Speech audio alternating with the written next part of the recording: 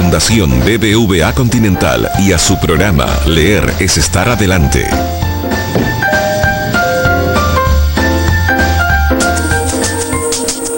Hola, en el Canal N hay tiempo de leer. Hoy en una edición especial desde Madrid estamos en el Parque del Retiro con un escritor peruano premiado, José Luis Torres Vitolas, autor de esta novela, Albatros. José Luis, bienvenido al Canal N. Pues muchas gracias por la invitación, Glarevía, y un gusto estar aquí.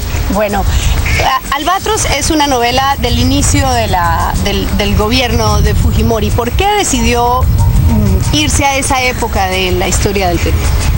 Porque yo había visto que ya habían muchos libros o ficciones sobre la dictadura de Fujimori de los últimos años, o sobre el gobierno de Fujimori en sí, pero que pocos habían centrado en el inicio real de Fujimori, en esos 2 primeros años en los que él era el demócrata Fujimori, ese demócrata, entre comillas, demócrata, ¿no? Entonces quería ver cómo había sido, quería investigar qué es lo que había hecho y qué es lo que... Porque uno vive por fuera, pero otra cosa es lo que ves que hay detrás. Entonces quería enfocarme en eso, y además ahora que se habla del indulto a Fujimori, quería ver realmente ese demócrata, que era el demócrata pues. Claro, y hay en esta historia transversalmente el tema de la tortura. ¿Por qué meterse con ese asunto que es tan sensible para un lector, ver una mujer, notar que están torturando a una mujer?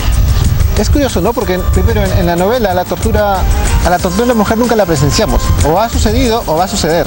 Y vemos las consecuencias de ello. Y es lo que más duele, porque la mujer nunca puede hablar, pero vemos lo que has vivido y lo que va a decir, y aún así nunca la oímos. Pero es tan brutal su situación, por lo que habla el torturador, que la violencia que ella vive es lo que quería que refleje un poco la violencia que todo el tiempo hemos vivido los peruanos durante años, en el que no tenemos ni voz ni voto a veces.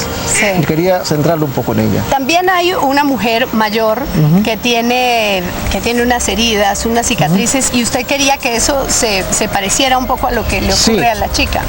Sí, es una mujer mayor que tiene unas marcas en el cuerpo, que imagino que quien lo lee puede notar que la vida la ha golpeado tanto que le ha dejado esas cicatrices en su piel, en su vida. La han dejado marcada así. Y la chica joven, que también sufre una serie de calamidades, quería que ella se vea en ella, como que de generación en generación vamos viviendo esas violencias y acabamos lamentablemente casi igual. ¿No? También está en esa época, funcionaba lo de los psicosociales, y usted lo menciona aquí, lo de la Virgen que llora. Claro, en ese tiempo vivíamos una serie de noticias que nos despistaban para que no nos fijásemos en otras cosas.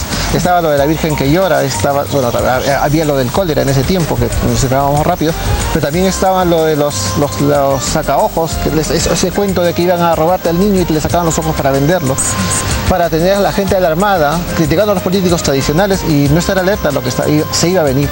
¿No?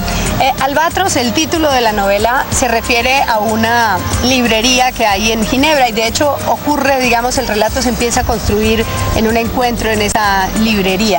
Existe esa librería, ¿no? Y sí, Rodrigo, el dueño. La librería Albatros es una librería que ya tiene más de 31 años. Su director y dueño es Rodrigo Díaz, todo un personaje. Peruano, ¿no? Peruano, además, de 40 y tantos años, muy joven, que tiene una fuerza brutal para llevar a cabo ese proyecto cultural en el que ha llevado a cientos de escritores por su librería, y que además muchos le hemos dedicado algunas palabras. En mi caso, está en la novela, es el marco de toda la historia. Sí. En la novela de Jorge Eduardo Benavides aparece en un asunto sentimental en la ciudad de Ginebra, aparece Rodrigo allí, nombrado. Otros le han dedicado cuentos y, en fin, otros poemas, y se ha merecido el agradecimiento de muchos escritores. Ajá. También Albatros, esa librería, después de que usted conoció a Rodrigo, publicó este libro. ¿Qué es L? Él es un libro de microrrelatos. Lo que pasa es que Rodrigo, además de ser librero y un gran gestor cultural, también tiene la locura de ser un editor. Y publica a algunos autores, ha publicado a Benedetti, a Jorge Eduardo Benavides, a Iwasaki, a Américo Ferrari. Y entre algunos nuevos que llamó, pues me llamó a mí y me sentí muy honrado. Y tenía cuentos, poemas, y yo le sugerí hacer un libro de microrrelatos. Y como nos tenemos caído, me consintió ponerle el título de L, sí, una sola letra. ¿Por qué L? Porque quede más pequeño que una sola letra que signifique tanto. Como la L se mueve el caballo, con la L significa 50, la L es large y puede ser una talla de la ropa. Ajá. Cuando un microrrelato es pequeñísimo, entonces... Sí. Hay una serie de juegos con esa palabra, Ya, con esa bueno, letra. y para que hablemos de todas las obras, esta, 537. Fue mi primer libro de cuentos, bueno, mi primer libro publicado en España. Con ese quedé finalista en un premio, en las Cortes de Cádiz, y por él tuve la suerte de conocer a Rodrigo y muchos más escritores. Es la historia de un barrio urbano marginal de Lima, en un minuto de la tarde de su vida. A las 5:37. A las 5:37 de la tarde, ¿no? Cuando se está apagando las luces y parece que llega la noche. Sí. Y cuando vemos ahí las estrellitas que salen, pues a ver si hay un poquito de esperanza. Ya, pues muchas gracias, felicitaciones por el premio. El premio, no lo he mencionado, es Alfonso el Magnánimo de Narrativa 2012. Felicitaciones por este libro y gracias por estar en el canal. No, gracias a ti, Clara Elvira. Bueno, y usted recuerde que no lo encuentra el diluvio, sino un libro debajo del brazo.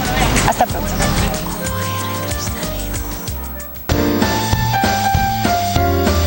Fundación BBVA Continental y a su programa Leer es estar adelante.